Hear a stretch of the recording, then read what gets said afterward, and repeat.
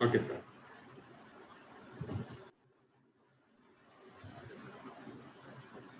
And you can also please record the lecture.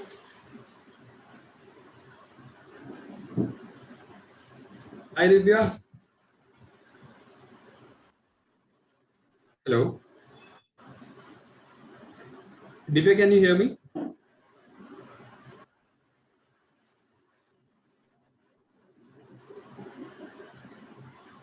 Yeah, are you able to hear, sir? Yes, Diya, are you able to hear, sir? Yes. Okay, great. Yeah. So do you know about the clad pattern? Do we need to discuss Yeah, the she is able basics? to hear. Do we need to discuss the basics of clad, or should we directly deal with the law subject? With the law subject only. No. So Divya, I want to know whether you are sure about the clad pattern, the 5 sections, then what kind of legal reasoning questions are there in the new pattern. Are you aware of that? No, that is concerned. We can just, yeah. Okay, we'll start with law of We can torts. start directly with the legal part only. That I will do. Okay. Yes, sir. Yes. So Divya, you must have gone to some restaurant or some hotel और वहाँ पे खाना खाने का कभी कभी पेट खराब हुआ होगा. मतलब हमें से कई लोग जाते हैं कई होटल और खाना खाने में पेट खराब हो जाता है. So what remedy do we have? अब हमने वहाँ पे पैसा भी दिया, वहाँ पे अपना टाइम भी लगाया और खाना भी अच्छा नहीं मिला और हेल्थ भी खराब हो गया. तो इन दैट केस क्या हमारे पास कोई रेमेडी होता है? ठीक. तो ऐसे सिचुएशन में हमारे पास जो रेमेडी होता है या हमें जो रेस्क्यू करने आता है वो होता है लॉ ऑफ टॉर्ट्स. तो एक्चुअली लॉ ऑफ टॉर्ट्स होता क्या है, आज हम इसके बारे में देखेंगे कि what is law of tort और ये क्या है. तो अगर मैं आपसे बात करूं टॉर्ट्स की, ये जो वर्ड टॉर्ट्स है इसका क्या मतलब है, इसे हम बोलेंगे it is a civil wrong. अब सिविल और क्रिमिनल दो चीजें होती हैं. क्रिमिनल तो आपको पता होगा, क्रिमिनल जैसे क्या होगा, murder, theft, anything which is defined under Indian Penal Code, वो हो जाएगा आपका क्रिमिनल. पर उसके अलावा कुछ और गलत चीजें होती हैं जिन्हें हम सिविल रॉन्ग कहते हैं. जैसे मैंने आपको एग्जांपल दिया, होटल में खराब खाना सर्व करना, ठीक है, इसे हम बोलेंगे डेफिशिएंसी इन सर्विस. कभी कभार ऐसा होता है कोई डिफेम कर देता है, हमारे बारे में कुछ गलत बोल दे रहा है, डिफॉर्मेशन. तो these are some examples of civil wrong. तो इसमें टॉर्ट्स क्या होता है, हम टॉर्ट्स को स्पेसिफिकली डिटेल में आज देखेंगे. तो अगर मैं आपसे टॉर्ट की बात करूं, द वर्ड टॉर्ट का मतलब क्या है. This word is derived from a Latin word जिसका मतलब जो है टोटा, TORTUN, और इसका मतलब होता है ट्विस्टेड, क्रुक्ड, मतलब not straight. It is a deviation from a right conduct. So any act which is not right, that would be a tortious act, right? जैसे होटल में खराब खाना देना, किसी को गाली देना, that is a deviation from a right conduct. उसे हम बोलेंगे tortious act. और अगर हम थोड़ा और डिटेल में जाएं कि टॉर्ट होता क्या है, then we would say tortious liability or torts is a breach of duty. To understand this, it is a breach of duty. एक ड्यूटी जिसका आपने ब्रीच किया हो, जो आपने तोड़ी हो. अब ड्यूटी कैसी होती है, duty is towards persons generally, मतलब towards the society, towards everyone, and not in person, not to a specific person, not towards an individual. मतलब अगर मैं इसका एग्जांपल दूं, इस पॉइंट को समझाऊं, तो अगर मैं आपको बताऊं टॉर्ट क्या है, tort is a breach of duty, right, towards person generally मैंने आपको क्या बताया, it is towards society and not towards an individual. तो दोनों में डिफरेंस क्या है. मतलब अगर मैंने कॉन्ट्रैक्ट करा है किसी से और मैं अगर वो कॉन्ट्रैक्ट तोड़ता हूँ, तो कॉन्ट्रैक्ट तो मैं किसी स्पेसिफिक इंडिविजुअल के अगेंस्ट गलत कर रहा हूँ ना, not towards the society, right. तो इसलिए हम टॉर्ट को कहते हैं it's towards the society, not towards an individual. Unlike contract एक इंडिविजुअल के अगेंस्ट होता है, whereas tort is against everyone. ठीक है. Secondly, this duty is not voluntarily assumed, that is, it is fixed by law. मतलब ये duty मैंने खुद नहीं अपने ऊपर ली है, ये मैंने खुद अपने, ये मैंने I myself have taken it upon myself, I myself have not taken it on me, but law ने मेरे ऊपर इम्पोज की गई है, it has been imposed on me. अब इसका मतलब क्या है? मतलब सपोज अगर मैं सड़क पे जा रहा हूँ और मैं सड़क पे चलते चलते अपनी अपनी गाड़ी, ये सड़क है, मैं अपनी गाड़ी यहाँ पे बीच में ऐसे खड़ी कर देता हूँ, तो व्हाट इज दिस? अब मैं जब ये ऐसा कर रहा हूँ, मैंने अपनी गाड़ी ऐसे बीच में खड़ी कर दी ताकि ऑब्स्ट्रक्शन क्रिएट कर दिया, तो अब ये जो है ये लॉ मेरे को मना करता है ना कि मैं ऐसा नहीं कर सकता। कोई इंडिविजुअल तो मेरे को मना नहीं करेगा, मेरे को लॉ लॉ मना करेगा, right? And similarly when I am creating an obstruction on road, I am not affecting a individual, I am affecting the society at large. जितने भी लोग वहां से गुजर रहे होंगे, मैं सबके लिए न्यूसेंस क्रिएट कर रहा हूँ, समझ लो? तो टॉर्शियस लायबिलिटी इज दैट एक्ट जहां पे मैं कोई ड्यूटी ब्रीच कर रहा हूँ। ड्यूटी क्या हो? जैसे मेरे को सड़क पे ऑब्स्ट्रक्शन क्रिएट नहीं करना है, तो when I am breaching this duty, मैं सोसाइटी के अगेंस्ट काम कर रहा हूँ, and that duty has been imposed on me by law. और इसकी रेमेडी क्या होगी? रेमेडी होगी अनलिक्विडेटेड डैमेजेस। अनलिक्विडेटेड, यहां तक समझ आया आपको? यहां तक समझ आया? जब मैं आपसे बात कर रहा, टॉर्शियस लायबिलिटी क्या है? It's a breach of duty towards society and it is fixed by law. ये 3 पॉइंट समझ आए? तो इसका एक और मैं आपको एग्जांपल देता हूं। अगर मैं आपको एग्जांपल दूं कि my duty is not to abuse you, not to abuse anyone, ठीक है? अगर मैं ड्यूटी ब्रीच करता हूं, अगर मैं किसी को गाली देता हूं, if I am abusing someone, तो मैं क्या कर रहा हूं? उसकी रेपुटेशन को सोसाइटी की नजरों में हार्म कर रहा हूं, right? that is I am doing a wrong against the society. Secondly, I am doing an act against the law, क्योंकि लॉ मेरे को मना करता है कि मैं किसी को गाली ना दूं, कि मैं किसी को अब्यूज ना करूं, कि मैं किसी को डिफेम ना करूं। So when I'm breaching this duty, I am doing a tortious act. So it means a tortious act would be any civil wrong जहां पे I am acting against the society, acting against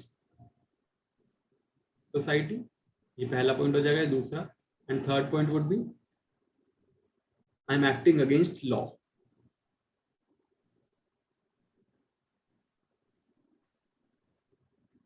ठीक है? अब अगर मैंने कोई गलत काम करा है, तो I have done a wrong, अगर मैंने कोई गलत काम करा है तो उसकी कुछ रेमेडी भी होगी, there has to be some recourse to it. गलती करोगे तो पनिशमेंट मिलेगा ना, तो पनिशमेंट क्या होगा? Punishment would be unliquidated damages. Unliquidated का मतलब क्या होता है? अनलिक्विडेटेड मतलब जो कि फिक्स नहीं हो पहले से, नॉट फिक्स्ड। इसका मतलब क्या है? जैसे अगर आप कॉन्ट्रैक्ट की बात करें, कॉन्ट्रैक्ट में क्या होता है कि अगर आप कॉन्ट्रैक्ट तोड़ो, if you breach a contract, then you have to pay say around 500 rupees. Contract में फिक्स करा होता कई बार कि if you breach this contract, then you would be paying this much of amount, penalty would be laid at around 5% of the total contract rate, है ना? यहाँ पे फिक्स कर रखा है कि इतने रुपए देना पड़ेगा या इतने परसेंट आपको पे करना पड़ेगा। This is liquidated amount. Liquidate मतलब फिक्स किया हुआ, एंड अनलिक्विडेट मतलब फिक्स नहीं किया हुआ। तो अगर मैं किसी को अब्यूज करता हूँ, then that person can claim money, मतलब that person can claim unliquidated damage, जितना उसको फील हो कि हाँ मतलब he should pay me 1 lakh rupees, उस हिसाब से। तो यहाँ पे फिक्स नहीं होगा अमाउंट, ये अमाउंट फिक्स नहीं होगा। तो मेरे लिए 1 लाख हो सकता है, आपके लिए 50 लाख हो सकता है, 15 लाख हो सकता है। This amount will very, this is unliquidated damages. ठीक है? तो टॉर्शियस लायबिलिटी क्या है? It is primarily a breach of duty, एक ऐसी ड्यूटी जो जिसको अगर मैं ब्रीच करूं तो सोसाइटी के अगेंस्ट काम होगा एंड लॉ के अगेंस्ट में जाऊंगा, और जिसकी रेमेडी क्या होगी? Unliquidated damages. टॉर्शियस लायबिलिटी समझ आया क्या है? आगे मतलब इसी को आगे देखते हैं। टॉर्ट में हम क्या देखेंगे? It is a wrongful act और ओमिशन, मतलब मैं कोई भी गलत काम करूं,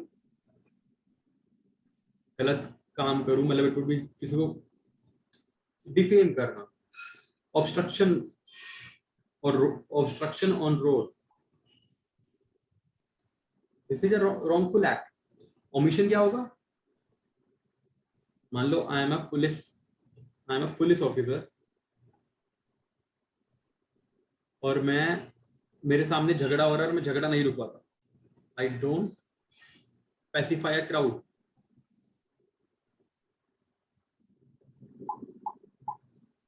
तो मैंने क्या करा, मैंने अपनी ड्यूटी ओमिट करी। तो मेरे पास I have a duty. Police officer की ड्यूटी है कि वो झगड़ा ना होने दे। Now I am not doing my duty, omission. तो आइदर रॉन्गफुल एक्ट, जैसे ऑब्स्ट्रक्शन क्रिएट करना, और ओमिशन, जो मेरे को काम करना वो नहीं करना। तो when I am doing either of these and there is a legal damage और इंजरी, ठीक है, मैंने किसी को गाली दी तो क्या हुआ? आपका रेपुटेशन हार्म हुआ। मैंने अगर ऑब्स्ट्रक्शन क्रिएट करा तो क्या इंजरी हुई? तो आपको जो आपका राइट ऑफ पैसेज था,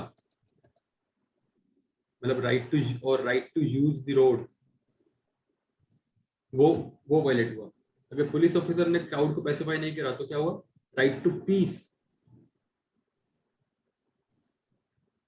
वो वायलेट हुआ। तो आपका कोई राइट वायलेट हो रहा है, आपको भी लीगल इंजरी हो रही है, तो क्या होगा? आपको टॉर्ट के अंदर अनलिक्विडेटेड डैमेज मिलेगा। ठीक है, तो टॉर्ट में आपको क्या चाहिए? पहला रॉन्गफुल एक्ट होना चाहिए, रॉन्गफुल एक्ट और ओमिशन। दूसरा, there has to be a legal damage. समझ आया? नाउ इसी में ही I am using the word legal damage. अब कोई डैमेज ऐसा भी होता है जो लीगल डैमेज नहीं है, which is not legal but which is damage. मतलब मेरे को नुकसान तो हुआ है बट वो लॉ रिकॉग्नाइज नहीं करेगा मेरे को नुकसान हुआ है। मान लो मैं आपको एग्जांपल देता हूँ। तो आई have a neighbour and he's ill, he's sick, and he's a very good neighbor of mine. वो मेरी जब when I was in pain, when I was in trouble, he helped me. He's a very good neighbor of mine, and but now today he is sick. And now he's expecting me to do some of his work. मैं उसके लिए थोड़ा help करूँ, maybe take him to hospital or provide him with essential services like delivery of groceries. But मैं ये चीजें नहीं करता हूँ, जिस वजह से उसकी सिकनेस सीवियर हो जाती है। मैं उसे हॉस्पिटल नहीं लेके गया, उसे मेडिसिन नहीं दिए, तो उसकी हालत और क्रिटिकल हो जाती है। तो उसे डैमेज तो हुआ है, राइट? डैमेज हुआ ना,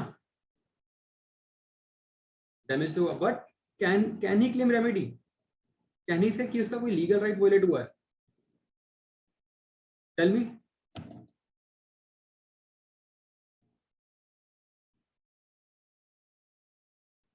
tell me. You can unmute और यू कैन टेक्स्ट मी, मतलब चैट बॉक्स में आप टाइप कर सकते हैं। डू यू थिंक यहाँ पे उसको कोई लीगल राइट वायलेट हुआ है? Say yes or no.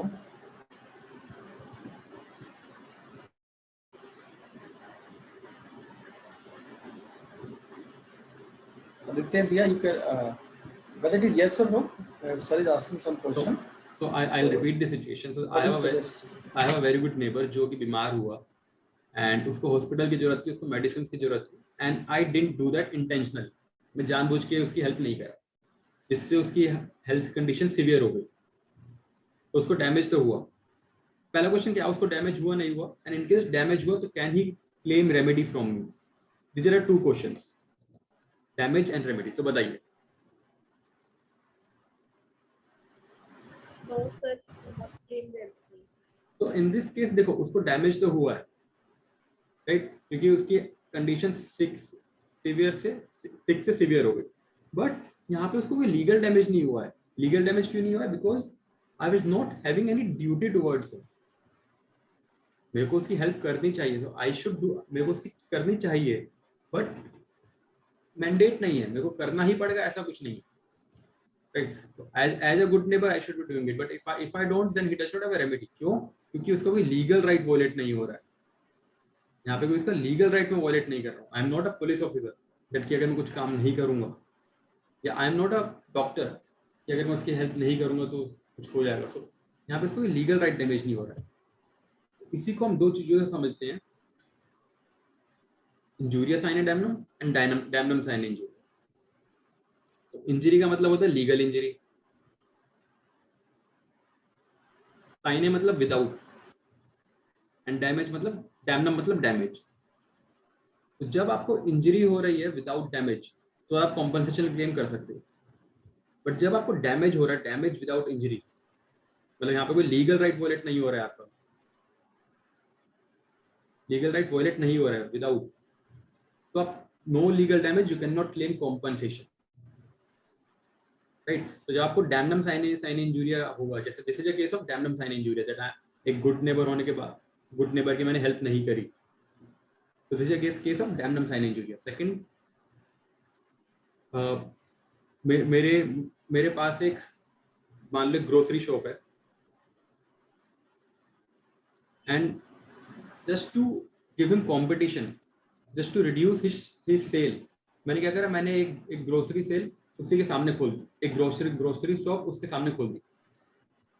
उससे क्या, वो उसकी जो सेल थी वो डिक्लाइन हो गई।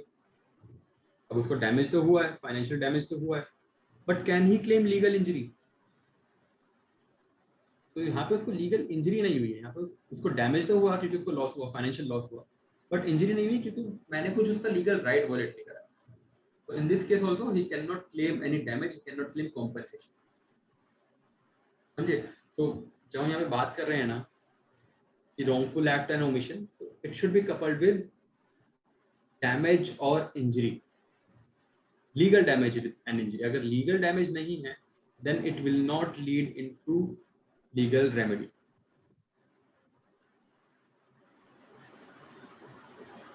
अगर legal damage नहीं है तो legal remedy नहीं होगा, ठीक है।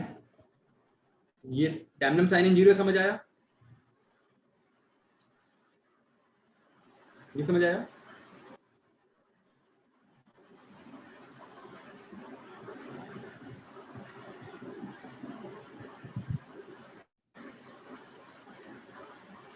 अभी अभी हमने देखा डैमनम साइन इंजूरी जहां पे हमें डैमेज हो रहा है, डैमेज विदाउट लीगल इंजरी।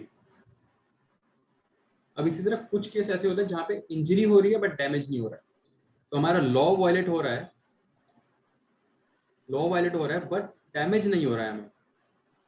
जैसे अगर मैं आपको एग्जांपल, तो इसका बहुत ही क्लासिक एग्जांपल है। तो अभी इलेक्शन का रिजल्ट आ रहा है, राइट। आज आज 5 स्टेट्स के इलेक्शन का रिजल्ट आया। मान लो you are in West Bengal, आप सब लोग वेस्ट बंगाल में हैं एंड आपको वोट डालना था। नाउ आप लोगों को वोट नहीं डालने दिया गया, या फिर मान लो मैं वेस्ट बंगाल में हूँ एंड मेरे को वेस्ट बंगाल में वोट डालने से मना कर, मैं वेस्ट बंगाल में, मेरा लीगल राइट है वोट डालना, मैं वेस्ट बंगाल का हूँ, बट जिस मैं वोट डालने गया, I went to the polling office, polling booth, वहां पे मेरे को पोलिंग ऑफिसर ने वोट डालने से मना कर दिया। तो जो मेरा राइट टू वोट था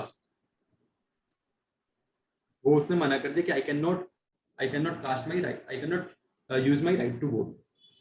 बट जिस कैंडिडेट को मेरे को वोट करना था, मान लो जिस भी कैंडिडेट को मेरे को वोट करना था वो जीत गया, आज क्योंकि आज रिजल्ट आया वो जीत गया। तो कैन आई क्लेम रेमेडी? क्या मैं रेमेडी क्लेम कर सकता हूँ इस केस में? बताइए, क्या मैं रेमेडी क्लेम कर सकता हूँ? मेरे को मेरा राइट टू वोट वायलेट करा है बट उसका कॉन्सिक्वेंस कुछ नहीं हुआ है, जिसको मेरे को वोट डालना है वो जीत गया है। तो कैन आई क्लेम रेमेडी? बताइए, आप चैट में टाइप कर सकते हैं या फिर अनम्यूट करके बता सकते हैं।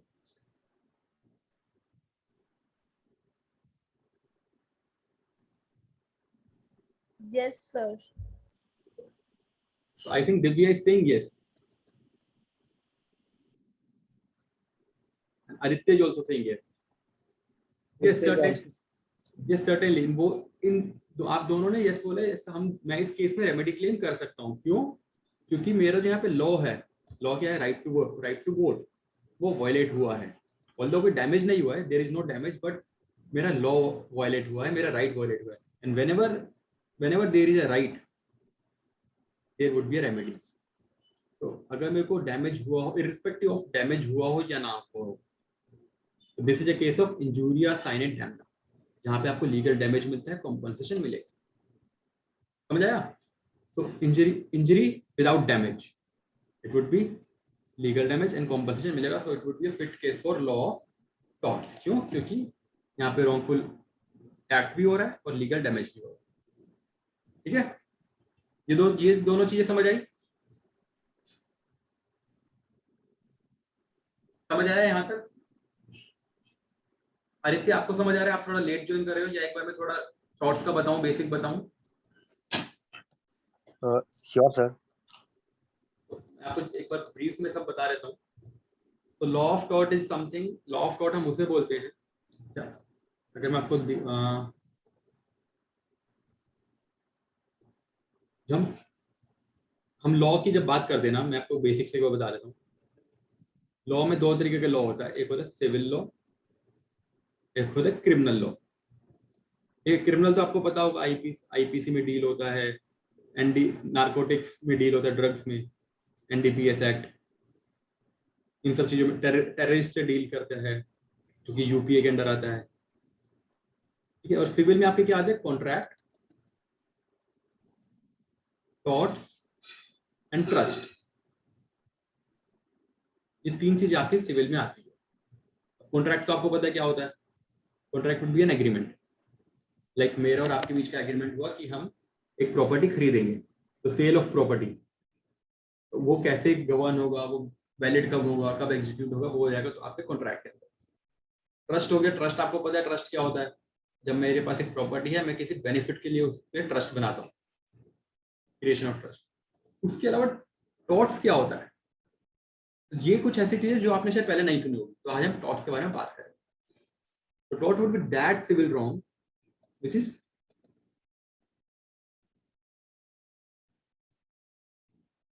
so tort is a civil wrong. It is a deviation from a right conduct, मतलब any action which is not correct, that would be a tortious act. For example, मैंने एग्जांपल दिया था, सड़क पे आपने अपनी गाड़ी ऐसे खड़ी कर दी, ऑब्स्ट्रक्शन क्रिएट कर दिया, या फिर आपने नेबर के घर के बाहर, या आपका घर या आपका नेबर का घर, आपने इसके घर के बाद कूड़ा डाल दिया, तो this is an act which is not correct. तो ये होता है आपका टॉर्शियस एक्ट।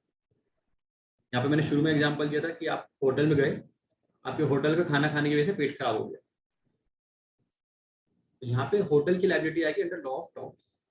ठीक है, तो यही हमने डेफिनेशन देखा था। लॉ टॉर्शियस लायबिलिटी में क्या चाहिए? ड्यूटी होती है towards person generally and not towards an individual person, and it is not voluntarily assumed, it is fixed by law fix करता है हमारे। ये हमने देख लिया है। ठीक है, आगे बढ़े। दिव्या एंड आदित्य,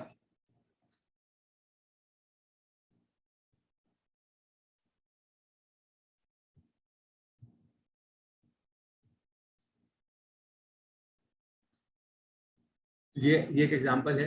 तो A was playing in a public park. He hits a ball with very high momentum and thus hits B, a pedestrian, causing B personal injuries.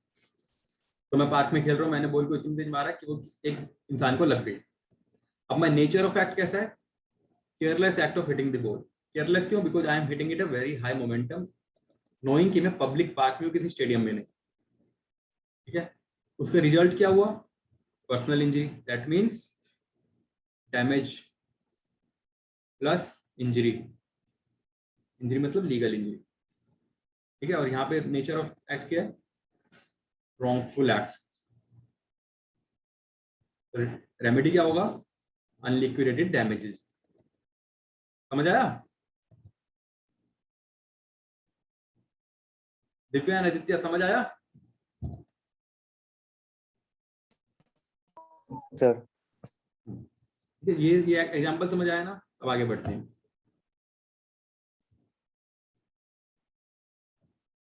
अभी हम बात कर रहे थे लॉ ऑफ टॉर्ट या टॉर्ट्स। तो हम बात करें कि क्या टॉर्ट्स क्या होता है। अब इसी में टॉर्ट के बारे में दो स्कूल के दो थॉट्स हैं कि एक स्कूल कहता है कि it is known as law of tort, और दूसरा कहता है इट्स लॉ ऑफ टॉर्ट्स। मतलब एक कहता है कि there is only one tort, और एक कहता है there are many torts, many tortious acts. अब इसका मतलब क्या है? तो जो स्कूल ऐसा कहता है कि there is only one law of tort, there is only one tort, उसका मतलब है कि any civil act which is wrong is tort. मतलब उसको इससे मतलब नहीं है कि आप उसका कोई आप नाम दे पाओगे ना दे पाओ। अगर कोई भी सिविल एक्ट होगा ना जो गलत होगा वो टॉर्ट होगा। On the other hand law of torts क्या कहता है कि there are many tortious acts, जैसे negligence, nuisance, defamation, assault and battery, trespass. तो ऐसे कुछ पांच छह कैटेगरी बना दी हैं। और लॉ ऑफ टॉर्ट्स वाले ये कहते हैं कि only if an act is a tortious act only if इन पांचों में से किसी एक में फॉल करे। मतलब अगर मेरा एक्ट इन पांचों में से किसी में फॉल नहीं कर रहा है, इन पांचों में से किसी की डेफिनेशन को भी फुलफिल नहीं कर रहा है, तो वो टॉर्ट नहीं है। लॉ ऑफ टॉर्ट्स वाले ऐसा बोलते हैं। लॉ ऑफ टॉर्ट वाले ऐसा बोलते हैं कि इसके इट इज इररिलेवेंट कि वो इनकी डेफिनेशन में आए या ना आए, दिस इज इररिलेवेंट। सिर्फ इतना होना चाहिए कि वो सिविल एक्ट हो और वो गलत हो, जो हमने शुरू में बेसिक डेफिनेशन देखी। तो this is the difference between law of tort and law of torts. Law of tort all of कहते हैं कि there is only one common civil wrong and all deviations fall under this, fall under law of torts. On the other hand law of torts वाले कहते हैं, like Salmond कहते हैं कि there are certain specified torts. जैसे pigeon hole होता है ना, लॉ ऑफ टॉर्ट्स वाले कैसे बोलते हैं, देयर इज एक ऐसे बिल्डिंग है, there are holes in it, जैसे पिजन होल होता है। तो only if you can put an act under in a specific hole, in a specific category like a pigeon hole, तभी वो टॉर्ट के अंदर क्लासिफाई करेगा, अदरवाइज इट विल नॉट। समझे दोनों का difference? This is saying that there is no such as no classification. यहाँ पे बोलते हैं there is a strict classification, like pigeonhole, like these pigeonhole. कि अगर इन 6 पिजन होल में से किसी एक पिजन होल में हमारा एक्ट फॉल करेगा तभी उसे टॉर्ट्स बोलेंगे। ठीक है, समझ आया ये? Yes sir. तो व्हाई इज दिस रेलेवेंट, मतलब ये स्कूल हमारे लिए रेलेवेंट की है और ये हमारे लिए रेलेवेंट क्यों है, ये सब समझना। क्यों? क्योंकि जब पैसेज आएगा ना, तो अब आप देखोगे तो फ्लैट में पैसेज आएंगे, तो the passage can talk about the difference between tort and torts. Although this is purely jurisprudence का पॉइंट, प्योरली ज्यूरिस्प्रूडेंस का पॉइंट है, बट पैसेज में आपको इन दोनों का डिफरेंस दिया जा सकता है। तो इसलिए ये समझना जरूरी हो जाता है कि अगर ये पैसेज में आता है तो you are able to understand that passage. ठीक है, तो इतना कुछ ज्यादा मुश्किल नहीं है पिजनहोल थ्योरी समझना। पिजनहोल थ्योरी का बेसिक मतलब यही है कि दे आर स्पेसिफाइड थॉट्स, उन होल्स के अंदर, उन क्लासिफाइड थॉट के अंदर हमारा एक्ट फॉल करेगा तो ही वो टॉर्शियस लाइबिलिटी होगा according to law of torts. And tort बोलता है there is one common civil wrong. ठीक,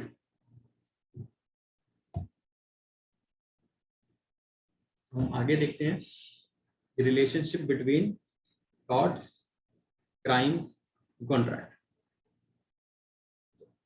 अगर हम देखें टॉर्ट और क्राइम में सेम सिमिलैरिटी क्या है, दोनों राइट एंड रैम है, मतलब both are action against the society. जैसे हमने यहाँ पे देखा था ना, ये breach of duty towards persons generally, not in person. Crime भी similarly, crime is also right and rem, मतलब अगर आप मर्डर करते हो तो although you are killing one individual, आप एक इंडिविजुअल को किल कर रहे हो, but society at large is affected. For example कैसे, तो अगर आपकी सोसाइटी में चोरी हो जाती है, if there is theft in your society से, तो पूरी सोसाइटी अलर्ट हो जाती है ना, the whole society get alerted. आप अपनी सोसाइटी में चौकीदार रख लेते हो, गेट्स लगवा लेते हो, तो it's a act against the society. Although किसी जो विक्टिम होता है, विक्टिम एक इंडिविजुअल होगा, but society at large is affected. Crimes and torts both are right and wrong, दोनों में सोसाइटी पे फर्क पड़ता है। टॉर्ट्स और कॉन्ट्रैक्ट अगर हम देखें, इन दोनों में क्या सिमिलरिटी है? Both are infringement of private right. अब कॉन्ट्रैक्ट में मैं क्या कर रहा हूँ? मैं किसी एक इंडिविजुअल से कॉन्ट्रैक्ट कर रहा हूँ, वो कॉन्ट्रैक्ट ब्रीच कर रहा हूँ, तो मैं किसी का प्राइवेट राइट ब्रीच कर रहा हूँ, राइट। सिमिलरली इन टॉर्ट्स, मैं अगर किसी के घर के आगे कूड़ा डाल रहा हूँ, किसी के घर के आगे कूड़ा डाल रहा हूँ, तो मैं उसका प्राइवेट राइट इन्फ्रिंज कर रहा हूँ। मतलब उससे पूरी सोसाइटी को फर्क नहीं पड़ रहा हो डायरेक्टली, बट एक इंडिविजुअल को तो बहुत ज्यादा फर्क पड़ रहा है ना। मैं अगर सड़क ऑब्स्ट्रक्ट कर रहा हूँ, तो इंडिविजुअल जो सड़क पे चलने वाले पैसेंजर्स थे या जो चलने वाले पेडिस्ट्रियन थे, मैं उनका राइट ऑब्स्ट्रक्ट कर रहा हूँ ना, तो मैं प्राइवेट राइट को इन्फ्रिंज कर रहा हूँ। समझे? तो टॉर्ट का जो नेचर है वो कैसा है? Although it is a right and rem, मतलब पूरी सोसाइटी को अफेक्ट करेगा, बट एसेंशियली यहाँ पे प्राइवेट राइट वॉलेट हो, ये इफेक्ट पूरी सोसाइटी को करेगा, but infringement, there is an infringement of a private right which is synonymous with contract, and here it is synonymous with crimes. तो टॉर्ट में दोनों के ही एलिमेंट आपको मिलेंगे, क्राइम्स के भी और कॉन्ट्रैक्ट के भी। बट अब टॉर्ट तो अगर दोनों के एलिमेंट है तो फिर इसे डिफरेंशिएट कैसे करें? and we will differentiate it in this way. So this is the difference between torts and contract.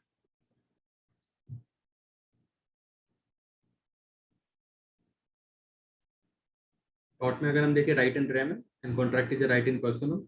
ये मैंने आपको बता दिया था शुरू में, राइट एंड रैम मतलब against everyone. I have a right not to get abused. मेरे को अगर कोई भी गाली देगा या मेरे को कोई भी अब्यूज करेगा, that would be a torturous act. मेरे को कोई भी गाली नहीं दे सकता। On the other hand contract क्या होगा? Right in personam, I can only get it enforce against the individual जिसके साथ मैंने कॉन्ट्रैक्ट करा है। मान लो if I enter your contract with if I enter into a contract with say Divya, and मैं कॉन्ट्रैक्ट ब्रीच करता हूँ, तो Divya can make me enforce it. Divya can not ask any other person से नवीन सर टू एनफोर्स इट, ठीक है, क्योंकि हम दोनों के बीच का कॉन्ट्रैक्ट है, तो third person can not enter into it. But in this I have a right against everyone. कोई भी मेरे को गाली नहीं दे सकता, कोई भी मेरा रास्ता ब्लॉक नहीं कर सकता, कोई भी मेरे अगेंस्ट न्यूसेंस नहीं कर सकता, ठीक है। It's right and rem, it's right in person, individual specified होगा यहाँ पे। Second, it is a duty fixed by law, जो मैं आपको शुरू में बताया। On the other hand contractual duties are fixed by parties. तो मेरे और दिव्य के बीच में कॉन्ट्रैक्ट है प्रॉपर्टी खरीदने का,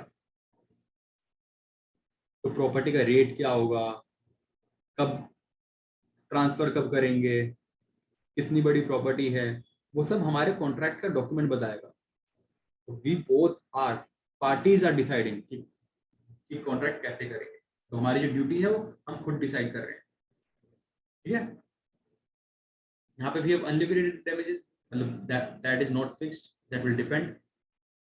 यहाँ पे वी कैन स्पेसिफाई, तो हम दोनों के बीच का प्रॉपर्टी का कॉन्ट्रैक्ट है, एंड हम लिख सकते हैं कि अगर if I default on payment of property then I need to pay, तो जो मैंने सिक्योरिटी पे करी है वो फॉरफिट की जाएगी। एंड इफ दिव्या डिफॉल्ट, तो शी नीड टू पे 20% एक्स्ट्रा, 20% इंटरेस्ट रेट। सिस्टर ने मेरे को टिकट से चार्ज है सिस्टर।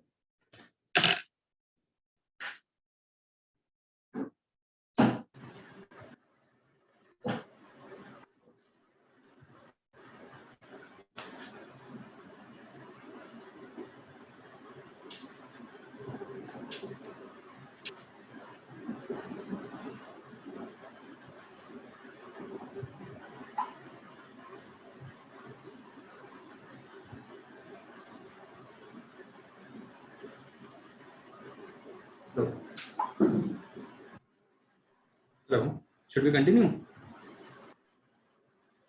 Yes sir. हाँ, तो यहाँ पे हम कहाँ पे थे? टॉर्ट और कॉन्ट्रैक्ट के बीच में। तो यहाँ तक समझ आया? एंड फिर यहाँ पे लिखा है limitation begins with damage. Limitation मतलब लिमिटेशन का मतलब होता है, तो आपने कई बार सुना होगा कि सिर्फ 3 साल के अंदर आप कोर्ट जा सकते हैं, या अब तो 12 साल हो गए, अब हम कोर्ट नहीं जा सकते। तो एक ऐसा टाइम पीरियड होता है ना जिसके बाद आप कोर्ट नहीं जा पाते, तो उस टाइम पीरियड को हम कहते हैं लिमिटेशन। इसका मतलब है कि जैसे मान लो मैंने आज कुछ गलत काम करा, मैंने आज कुछ टॉर्शियस एक्ट करा। अब आज से 20 साल बाद अगर मैं कोर्ट में जाऊं, जब आज से 20 साल बाद मेरे अगेंस्ट कोर्ट में केस फाइल हो कि मैंने आज किसी को डिफेम करा था, तो ऐसे तो मतलब it would B injustice against me कि 20 साल पुरानी बात के लिए मेरे को कोर्ट में लाया जा रहा है। इसलिए ऐसी चीजें ना हो, ताकि केस आराम से चल पाए, हम लिमिटेशन पीरियड सेट कर देते कि इस टाइम के बाद अगर केस लाया जाएगा, 3 साल से ज़्यादा 3 साल के बाद अगर केस लाया जाएगा तो वो केस को एडमिट नहीं किया जाएगा, तो उसे हम बोलते हैं लिमिटेशन पीरियड। ठीक है, तो अब यहाँ पे टॉर्ट में लिमिटेशन कब स्टार्ट होता है? जब डैमेज होता है। डैमेज मतलब जब मेरे को एक्चुअल में लॉस होगा, तब मेरा लिमिटेशन पीरियड स्टार्ट होगा। On the other hand contract में लिमिटेशन कब स्टार्ट होगा? जब मैं गलती कर दूंगा विद माई रॉन्ग एक्ट। यहाँ पे डैमेज जरूरी होता है, मतलब यहाँ पे अगर डैमेज नहीं होगा तो मेरा लिमिटेशन अभी तक स्टार्ट नहीं हुआ है, तो मैं अभी तक कोर्ट नहीं जा सकता। कॉन्ट्रैक्ट में जब मैं गलती कर दूंगा, the very next day I can go to the court. ठीक है, समझ आया? Similarly, we have yes sir. difference between torts and crimes. Now, tort is a private wrong. क्यों? क्योंकि हमने देखा tort में क्या है? Infringement of private right. And on the other hand, crimes is a public wrong, like theft against the whole society. यहाँ पे मैं क्या कर रहा हूँ? यहाँ पे मैं न्यूसेंस कर रहा हूँ। कॉम्पनसेशन, अब टॉर्ट, अगर मैं टॉर्ट कमिट कर दूँ तो मेरे को क्या मिलेगा? कॉम्पनसेशन। मतलब अगर मैंने मान लो अभय के घर के बाहर ऑब्स्ट्रक्शन क्रिएट करा है, तो he can claim money from me, he can claim compensation from me. अगर मैंने अभय के घर में चोरी करी है, then I would get punished, मेरे को जेल होगी। अभय को कुछ कॉम्पनसेशन नहीं मिलेगा, he may get his stolen property back, property restore हो जाएगी इसकी, बट उसे कुछ कॉम्पनसेशन नहीं मिलेगा, मेरे को पनिशमेंट मिलेगी जेल की टर्म में। ठीक है, ये डिफरेंस है। यहाँ पे कॉम्पनसेशन मिलता है, यहाँ पे पनिशमेंट मिलती है। Now we have, this is codified under law of, under Indian Penal Code, IPC. यहाँ पे it's not codified. We don't have a statute for it. हमारे पास इसके लिए कोई कानून नहीं है, और ये सिविल कोर्ट में जाएगा या क्रिमिनल कोर्ट में जाएगा। ठीक है, समझ आया यहाँ तक? Yes, कुछ sir. डाउट? No sir. चलिए, तो अभी के लिए इतना ही रखते हैं। ठीक है, आई होप यहाँ तक समझ आया हो। कुछ भी अगर डाउट हो तो यू कैन आस्क मी अभी। No sir. चलिए, ठीक है, thank you. Okay, so Aditya, I will give you a call after this class, okay? Okay sir. Thanks, Vasu sir. Thanks a lot. It Thank was a you. wonderful presentation. Aditya, were you able to understand everything? I think sir was presenting in an excellent way.